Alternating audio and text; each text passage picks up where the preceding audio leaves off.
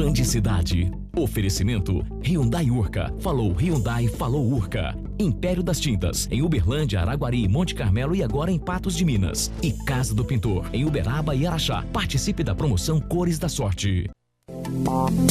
Você vai ver hoje no Band Cidade uma febre que tomou conta das redes sociais. A selfie atrai jovens e adultos.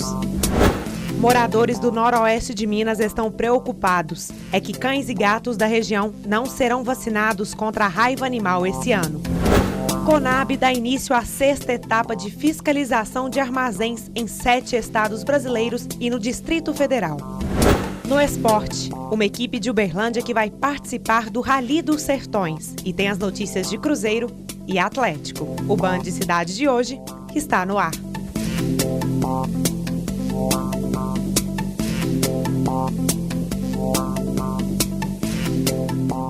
Boa noite. O Band Cidade de hoje começa falando de uma febre que tomou conta das redes sociais. A selfie atrai jovens e adultos. Selfie é uma palavra em inglês e tem origem no termo self-portrait. É tirada pela própria pessoa que aparece na foto com um celular que possui uma câmera incorporada ou através de outros aparelhos eletrônicos. A selfie, como o nome se diz mesmo, é você fazer uma foto de si próprio. Então, sem ter uma outra pessoa te fotografando, você mesmo pega um aparelho e faz uma fotografia de si mesmo. Como dizem os jovens e os profissionais, a selfie é um autorretrato para ser postado nas redes sociais e buscar muitas curtidas e compartilhamentos. A selfie pode ser tirada com apenas uma pessoa ou um grupo de amigos, ou mesmo com celebridades, e está em todos os lugares, até mesmo na escola. Eu faço muito selfie, assim, eu e minhas amigas, a gente sempre faz. O selfie, pra mim, é como se fosse aquele autorretrato que você tira de você mesmo, pela câmera de frente do seu celular. É uma coisa que eu faço praticamente todo dia. Eu acho que o selfie é uma coisa que todo adolescente está fazendo no momento, não só adolescente, como também os pais. O fotógrafo profissional revela os segredos para garantir uma boa selfie. Olha, não tem muito segredo para fazer uma boa selfie. É bom você manter a distância do aparelho, né, fotográfico, sendo celular ou tablets, ou mesmo aquelas câmeras portáteis. Então você tem que manter uma boa distância do rosto para que seu rosto não fique muito gordo, muito aparente na foto.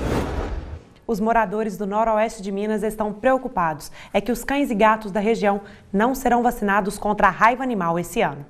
Os cães e gatos são os principais transmissores da raiva, que é transmitida pela saliva, que em contato com algum ferimento pode atingir a corrente sanguínea e levar à morte. É uma doença fatal, né? Então, o ser humano que contrai a raiva, muito provavelmente ele vai chegar a óbito. A gente faz a campanha nos postos de saúde, pode levar seu cãozinho também no Centro de Controle de Zoonoses. O mais importante é não deixar o cão sem vacinar. Já que agosto é o mês de vacinação contra a raiva, nós estamos aqui no Centro de Zoonoses de Unai, órgão responsável pela vacinação. E de acordo com Daniel, supervisor de campo, nós não podemos adentrar no recinto e filmar os animais que aqui estão. Segundo outro funcionário, a médica veterinária está de férias e não tem outro profissional à disposição. Já que não conseguimos falar com os profissionais do Centro de Zoonoses do município de Unai, procuramos a Gerência Regional de Saúde, que disse que a vacinação não acontecerá em agosto, o que contradiz a secretária de Saúde de Unai. Pode levar seu cãozinho também no Centro de Controle de Zoonoses. O mais importante é não deixar o cão sem vacinar. O calendário foi alterado, foi prorrogado em Minas Gerais por uma solicitação do Ministério de Saúde, ao qual disponibiliza essas doses de vacina para ser ministrado em cães e gatos. E Minas Gerais foi prorrogada para o primeiro semestre de 2015, mas várias outras ações estão sendo realizadas para que nós mantenhamos a vigilância sobre essa doença. Tem um ditado que diz que agosto é mês de cachorro doido. E aqui em Unai as informações estão contraditórias. Mas, de acordo com a GRS, no estado de Minas a doença está controlada. A questão do ataque com cães ou com gato, notificação rápida e investigação, o bloqueio de casos de raiva foram notificados nas primeiras 24 horas, dentre várias outras ações para que nós possamos garantir que a população não seja afligida com essa doença.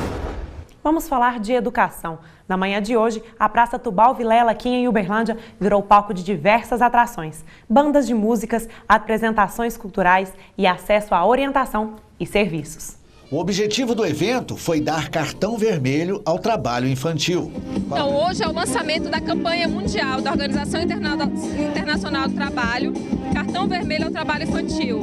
Normalmente esse evento é realizado dia 12 de junho, que é o Dia Internacional de Combate ao Trabalho Infantil.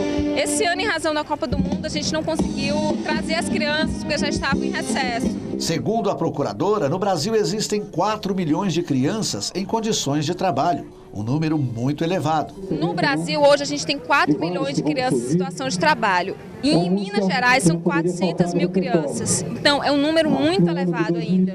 Ainda segundo a procuradora, um esforço muito grande está sendo feito pelo governo para combater o trabalho infantil. Então, é feito o trabalho repressivo, que é de tirar as crianças encontradas em situação de trabalho, e o trabalho preventivo, que é a conscientização social, audiências públicas, são realizados projetos nas escolas para conscientizar os educadores, trabalhos com os conselhos tutelares, nessa ajuda, feito um trabalho com toda a rede de proteção da criança para conseguir tirar essas crianças de situação de trabalho.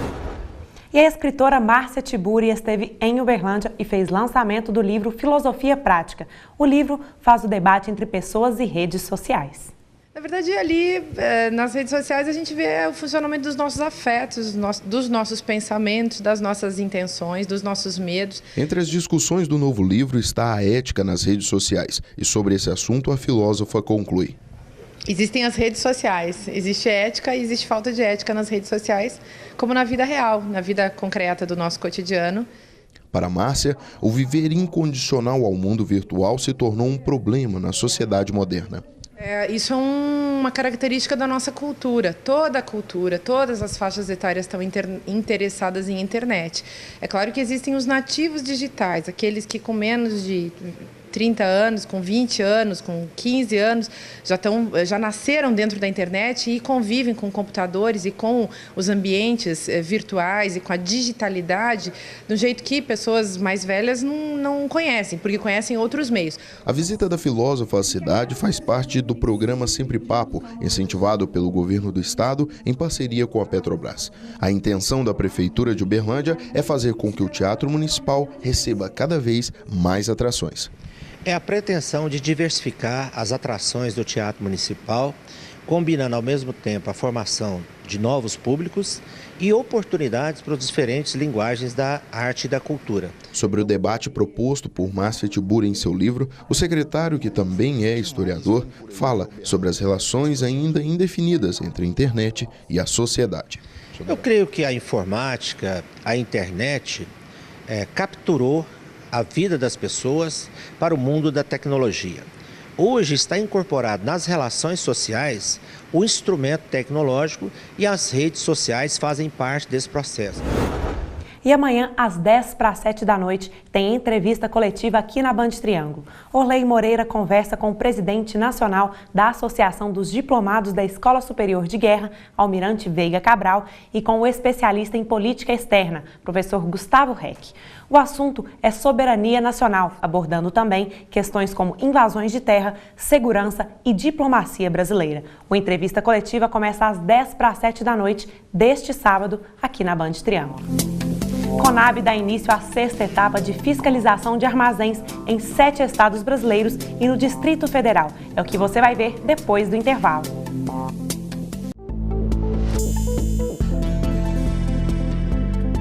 A Companhia Nacional de Abastecimento, a Conab, deu início à 6ª etapa de fiscalização de armazéns em 7 estados brasileiros e no Distrito Federal. A ação conta com a participação de 16 fiscais, que terão a missão de inspecionar as condições de armazenagem, conservação e a quantidade de grãos nos estoques públicos em 5 estados, além do Distrito Federal. Em Brasília, 2 auditores visitaram os armazéns da Conab no setor de indústria e abastecimento. A fiscalização é feita com métodos científicos, afinal não dá para o fiscal contar a sacaria de uma a uma. Vou conversar aqui com o Antônio da Costa, que é um dos fiscais da Conab. Antônio, como é que vocês fazem a medição para saber quantos sacos tem nessa pilha, por exemplo?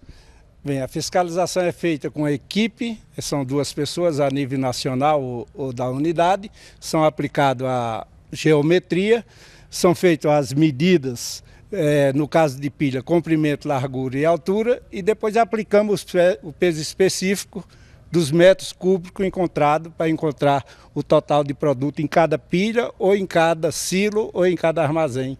Só neste galpão há 927 toneladas de feijão carioquinha, adquiridas pela Conab. Bem ao lado, no silo a granel, a companhia estava recebendo carretas de milho que chegaram de Sorriso, no Mato Grosso. O silo tem capacidade para 25 mil toneladas do cereal e estava quase lotado. Esta é a 6ª etapa de fiscalização que ocorre neste ano. Nas 5 primeiras foram fiscalizadas 8 milhões de toneladas de produtos. Nesta etapa são mais 600 mil toneladas e até o final do ano serão realizados mais 3 etapas de fiscalização. A fiscalização deve acontecer até o dia 23 deste mês. Nas 5 primeiras etapas foram fiscalizados 952 armazéns e agora serão mais 172 em todo o país. Em Mato Grosso e Goiás, já foi verificado um desvio de 33 mil toneladas de milho. O laudo da Conab é repassado ao Ministério Público para as providências legais. O nosso documento tem respaldo jurídico como prova junto a um inquérito que se houver. Uma pesquisa realizada com mais de 500 animais analisou o desempenho de diferentes biótipos em confinamento. A base são as características de precocidade e terminação. A terminação do bovino para o corte é sempre cercada de dúvidas como qual o melhor momento para o abate dos diferentes biotipos de animais ou segurar os lotes por mais tempo no confinamento vai trazer mais resultados. Para responder a estas e outras questões, uma pesquisa foi realizada em um confinamento de Goiás, onde 576 animais divididos em 3 lotes ficaram por 120 dias, de agosto a novembro de 2013. Os animais de 3 biotipos, precoce, intermediário e tardio, receberam o mesmo tratamento desde o nascimento até o abate. Mas o desempenho foi diferente. O peso do gado na entrada não influenciou no resultado final do confinamento, e sim o biotipo. O biotipo tardio é aquele que não traz, ele traz resultados, na verdade, inferiores aos 100 e aos 120 dias, quando comparados com os outros 2 grupos de manejo. Este pecuarista vai levar os dados da pesquisa para a equipe e clientes dele. Essa pesquisa mostra para a gente, em última instância, que o animal precoce tem muitas compensações. Isso faz com que a diferença econômica entre o tardio e o precoce seja ainda maior. E ainda sobre o agronegócio, na mostra de zebuínos, um criador ganhou destaque. Gabriela Almeida, que animal foi apresentado? Boa noite. Boa noite, Natália. Foi um manga larga marchador. Os animais participam de um programa de melhoramento genético no Brasil. O criador levou o gado para a expogenética, mas não escondeu a sua paixão pelos cavalos. Argum e fagulha foram importados da Índia como embriões. O casal de gir de 14 meses é um dos destaques do plantel trazido pelo criador Marcelo Batista. Os 2 participam da expogenética em Uberaba. Mas os estrangeiros não chamam mais atenção do que toda a tecnologia montada em um pavilhão para mostrar a verdadeira paixão do criador, o manga larga marchador. Pessoalmente, eu criei uma árvore genealógica que ela chega, na minha tropa, a 1890. E se entrar no site nosso e apertar genética de um animal qualquer, ele vai chegando lá em 1890, com algumas fotografias para fazer de lá para cá, de 1890, como é que nós chegamos na nossa beleza racial. Há 35 anos, Marcelo começou a criar a raça brasileira, que é conhecida pela doma fácil e principalmente pelo trote suave e constante. Quando Dom Pedro veio para cá, ele já veio trazendo a tropa lusitana, né? E aí a expertise dos Junqueiras, né? Fazendo com que o cavalo tivesse boa cabeça e boa qualidade de montaria, eles fizeram um cavalo para a família deles se locomoverem, né? Os animais criados em Jaguariúna, no estado de São Paulo, já estiveram em pelo menos 4 países. Foram levados para participar de cavalgadas na França, Alemanha, Holanda e Itália. Criador que tem fazendas em Minas Gerais, São Paulo e Mato Grosso, exporta animais para a Europa e sêmen para os Estados Unidos. A gente tem que fazer um monte de coisas, né? Saber como ferrar, saber como cuidar, saber montar, né? E há 25 anos eu fui para a Hípica para aprender a montar corretamente. No próximo bloco, vamos acelerar. Amanhã começa a 22ª edição do Rally dos Sertões. Uma equipe de Uberlândia vai encarar o desafio. Você vai conhecê-los daqui a pouco.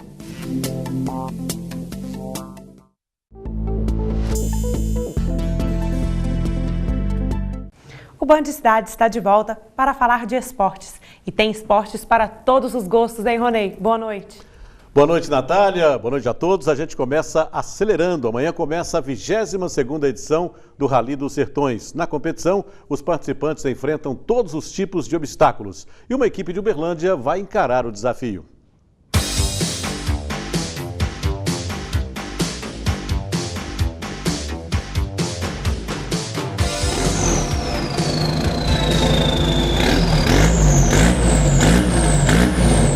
Gustavo e Gabriel são uma dupla, mas estão longe de serem cantores sertanejos.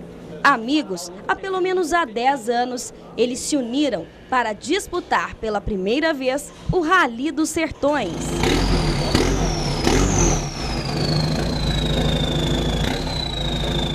Poeira, lama, calor escaldante ou frio úmido nas madrugadas, estradas de asfalto e terra, picadas na mata, desfiladeiros e planícies são pouco do que os amigos vão enfrentar nesta temporada. É um rally de velocidade, mas ganha o mais regular. Realmente foi uma novidade bem grande, né? Tanto para mim quanto para o Gabriel também, que ele gostava, claro, né? Faz mais de 10 anos que nós somos amigos, mas basicamente todo mundo tinha vontade, né? De repente surgiu a oportunidade, a gente resolveu levar isso adiante, né? A equipe Guia Rally Team pretende quebrar paradigmas nesta edição do Rally dos Sertões. É que agora eles vão disputar pela primeira vez o Enduro. E o melhor de tudo, em uma categoria totalmente diferente da normalmente utilizada no Brasil, em um veículo 4x2. O Rally no Brasil, ele nasceu no pessoal de off-road, que tem aquela tradição de Jeep, é tudo 4x4, então tem aquela cultura de que off-road é 4x4. Para Gabriel, mais que uma competição, o Rally dos Sertões é a realização de um sonho que irá se concretizar através da construção do veículo projetado pelo Alexandre, o engenheiro mecânico da equipe. E ele estava com o projeto do carro 4x2, o que me motivou bastante. Eu falei, poxa, tá aí minha oportunidade de conseguir ir para os Sertões de uma forma bastante segura, melhor planejada. Ele tem uma tração menor do que um 4x4, porém, pela regra da competição, nós podemos usar um curso de suspensão maior, um pneu maior e andar com menos peso. Gustavo Maieira é o navegador do time e vai estar ao lado do amigo o tempo todo durante a competição. Realmente o trabalho do navegador é, claro, navegar o piloto no trecho que ele tem a percorrer, mas principalmente dar mais segurança para o piloto poder correr mais.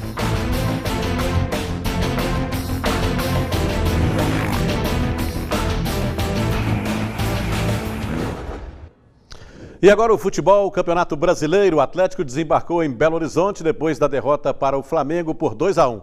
A equipe agora está de olho no Internacional.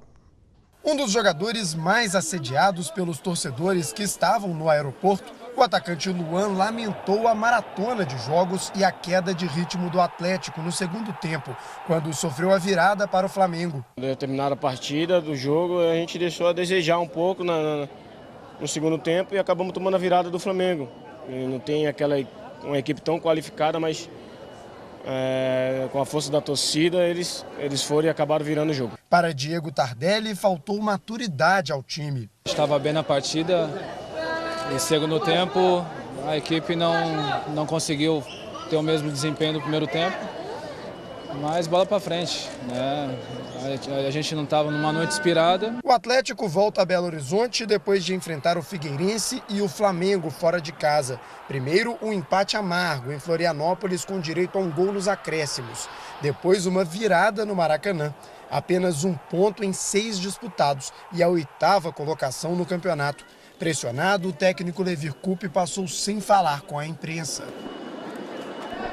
No próximo sábado, o Atlético recebe o Internacional do Independência. É vencer de qualquer maneira. A pressão vai existir sempre para a gente, né? A torcida quer ver a gente vencer, quer ver a gente ganhar, né? Então não tem nada de pressão, de crise. Mais um jogo normal que a gente precisa vencer dentro de casa. Na volta ao Horto, os jogadores esperam contar com o apoio da massa para subir na tabela. Com certeza, a torcida do Galo sabemos que faz a diferença em qualquer ocasião e a gente precisa do apoio do torcedor agora mais que nunca, em cima do trabalho que a gente reveste em todas as situações. E o Cruzeiro segue mais líder do que nunca no Campeonato Brasileiro. O time venceu mais uma. Desta vez a vítima foi o Grêmio. Com a vitória de 1-0, a Raposa chegou aos 36 pontos.